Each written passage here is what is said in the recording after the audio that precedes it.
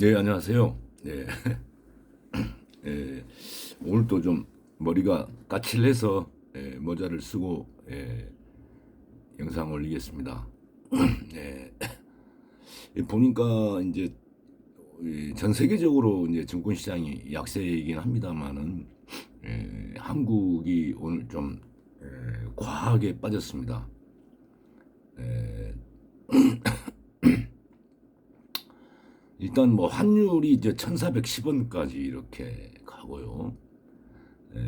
전 세계적으로 아니 그 이제 어제 뭐 미국도 약했습니다마는 아시아권 주식도 한국만 좀 많이 과하게 빠졌습니다.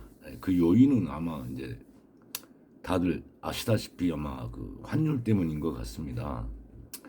전 세계적으로 어렵습니다마는 환율이 이렇게 우리가 취약해지면 어떤 그 금융위기가 좀 우려되거든요. 뭐 IMF도 그렇게 해서 뭐 발생했지 않습니까? 그래서 지금 뭐 윤석열 대통령께서 저기 이제 그 미국하고 한미 통화 스와핑 계약을 하려고 지금 이제 미국에 뭐 계시나요? 지금 떠나셨나요? 근데 어 굉장히 지금 중요합니다. 그게 통화 스와핑이 통화 스와핑은 뭐 저도 잘 모릅니다만은 이제 기본적인 그 개념은 알고 있습니다. 예, 양국 나라가 어떤 통화에서 어떤 위험이 발생했을 때 미리 약정한 어떤 그 계약으로 그 통화를 서로 교환시키는 것입니다. 그리고 그러한 이제 위기가 좀 지나고 나면 그 원래 계약했던 교환 조건으로 다시 이제 환매를 하는 것이죠.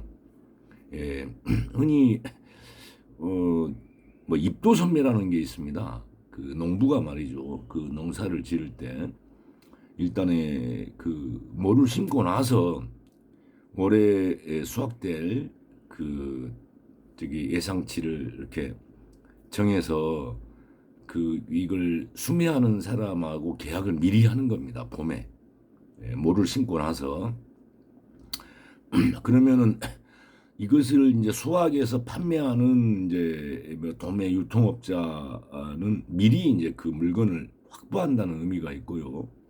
또 생산자인 농부 입장에서는 어, 또 쌀값이 파동이 일어날 수도 있고 어떤 위험이 있을지 모르니 또 농부에게는 자기 생활비 뭐 또 자녀 양육비 또 뭐 여러 또 원가 뭐 비료가 됐든 뭐가 됐든 뭐 이런 그 들어간 투여되는 돈을 미리 이제 딱 정해진 가격으로 확보를 하는 거죠.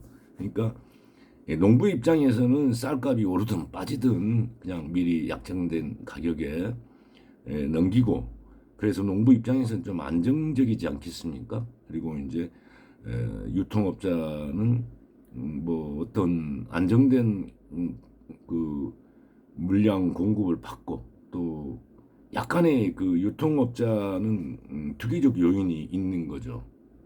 쌀값의 변화에 대한 리스크를 유통업자는 안고 가는 겁니다. 그래서 쌀값이 비싸지면은 또 큰 수익을 얻을 수 있고 또 쌀값이 뭐 이렇게 약해지면 또 약간 손해가 발생할 수도 있겠죠. 그래서 입도선매인 경우에는 어떤 시세보다 더 싸게 형성이 됩니다. 미리 이렇게 에, 그 하기 때문에 그럼 우리가 이제 통화 스와프를 했을 때 당연히 미국하고 이렇게 하게 되면은 우리가 조금 뭐 조건이 더 열악할 가능성이 많습니다. 석근 입장에서 우리가 약자 입장 아니겠습니까? 예. 어쩔 수 없는 것입니다. 그러나 어, 갑자기 이제 환율이 막 변동이 커가지고 갑자기 그 한국에서 그 어떤 투자를 멈추고 어, 달러를 막 그 살려고 했을 때는 달러 값이 폭등하겠죠. 그렇게 되면은 우리나라에 있는 달러가 없어지는 거죠. 그래서 국가 부도 사태가 발생하는 거거든요. 그래서 이제 우리 98년도인가 그 IMF도 흑자 부도라고 하지 않습니까? 예. 회사의 건전성이나 회사에서 뭐 돈을 벌고 있지만 갑자기 그렇게 돈을 찾아가면 뭐 돈 받을 게 많이 있지만 우선 결제를 해줘야 되잖아요. 그걸 못 해주게 되는 거죠. 그래서 사업자인 경우는 뭐 달러빚을 쓰게 되고 그렇게 되면은 여기서 다 지금 예상 수익치로 다 돈을 벌고 있는데 그 금융비용이 발생하잖아요. 뭐 갑자기 그 사채빚을 쓰고 그러면은 이자도 엄청 갖다 써야 될 거 아닙니까? 이자도 엄청 쓸 거 아니겠습니까? 그래서 이제 스와핑 계약을 하는 겁니다. 뭐 흔히 은행에서도 지급 준비율이라는 게 있지 않습니까?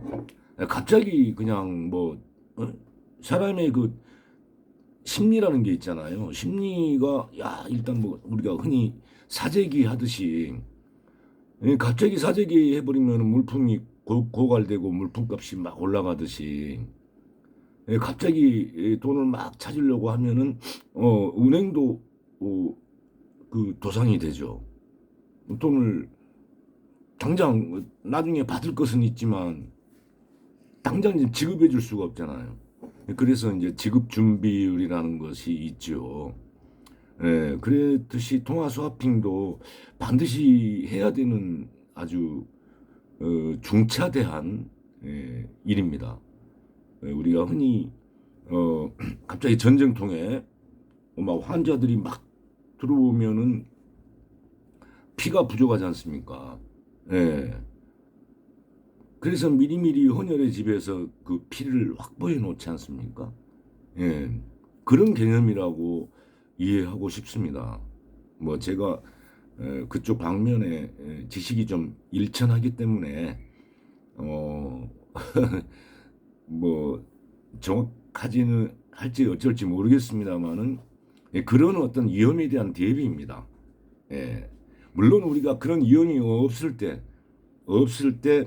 준비를 미리 해놓으면은 굉장히 좋은 조건으로 계약을 할 수 있겠죠. 그러나 위기가 왔을 때는 그런 걸 하려고 했을 때는 아무래도 우리가 취약하기 때문에 조금 계약이 불리할 수도 있습니다. 예. 상대국에서는 당연히 그걸 이용해서 자기들의 이익을 더 많이 얻으려고 뭐 하는 것이 어떤 경제 개념 아니겠습니까? 네, 어떤 계약을 할 때 상대가 약했을 때는 좀 더 많은 그 대가를 또 원하겠죠. 네, 그래서 약간의 뭐 완전 굴욕이라고 하면 안 되겠습니다만은 약간의 그 우리가 그 조금 약간의 불이익이 있더라도 감내를 해야 된다 이런 생각을 갖습니다.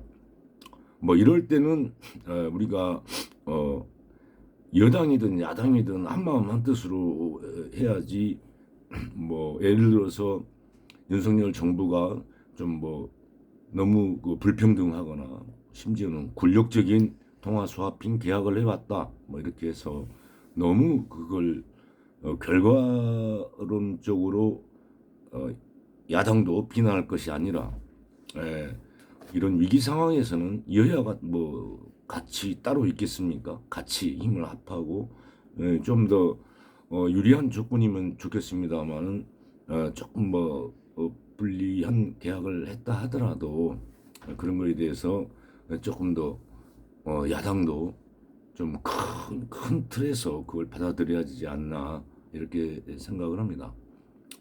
뭐 지금 스와핑 이렇게 뭐 하루 이렇게 윤석열 정부가 가셨다가 뭐 약간 무슨 뭐 비속어 논란이 좀 있는 걸로 알고 있습니다.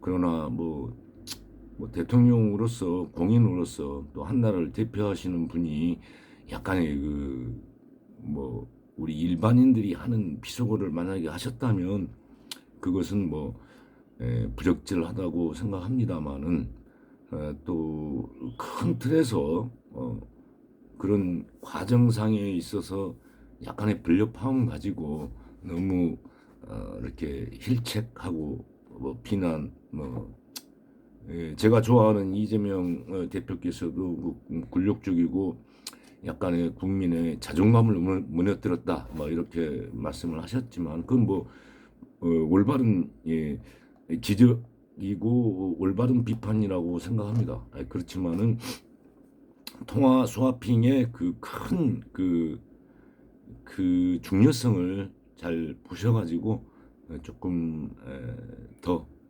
큰 틀에서 여야가 힘을 합해서 받아들였으면 하는 게 저의 생각입니다. 예.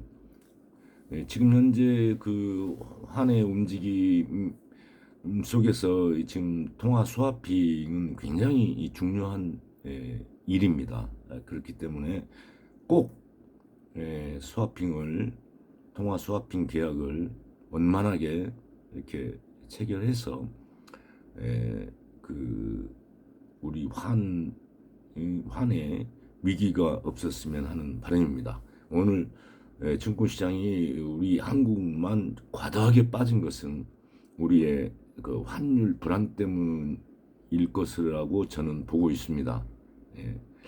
물론 여기에서 뭐 증권시장이 크게 뭐 올라갈 그런 분위기는 아닙니다만은 그런 통화 스와핑 계약이 되면은 일단 이 불안한 시장을 어느 정도 뭐 안정화시키는데 크게 기여를 할 것이라고 생각합니다. 증권 투자를 하시는 분들은 뭐 조금 어려운 국면이 올 수도 있습니다. 그렇지만은 또 이러한 과정 속에서 더욱더 단단해지고 또 더욱더 굳건해지라 생각합니다. 네. 이상 통화 스와핑 계약이 꼭 원만하게 체결되기를 바라면서 한 말씀 올렸습니다. 들어가겠습니다. 네.